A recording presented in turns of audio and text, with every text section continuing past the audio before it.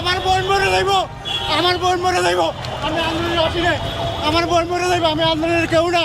আপনি এখানে আসছেন কেন? আমার বোনের কেউ না, আপনি এখানে আসছেন কেন? আপনি কেন আসছেন এখানে? আমার কেন আসছেন আপনি? না না না, আপনি শুনেন, এখানে তো আসছেন। আমার বোন শিক্ষক, আমার বোন শিকারী, কেন আসছেন? আমার বোন শিক্ষক না, আমার বোনের সাথে আইছি, আমার বোনের দাবি নিয়েছি। আমি আপনার বোনের আমি দাবি, অনেক পিছিয়ে কার রয়েছি। আমি আপনার কিসের দাবি? আমার কোনো দাবি না, আমার তাহলে বোন, আপনি কেন আসছেন এখানে? আমার বোনের সাথে আইছি। আপনার বোন তো শিক্ষক, আপনার বোন আসবে, আপনার বোন হচ্ছে এখানে ভুক্তভোগী, আপনি তো আর ভুক্তভোগী নয়। আমার বোন ঢাকায় জীবন আসছে না, আমি ঢাকায় আপনি কি আপনার পরিচয় বলেন? আপনার পরিচয় বলেন, আপনি কি ভাই আমি একজন সুপারিশপ্রাপ্ত শিক্ষক।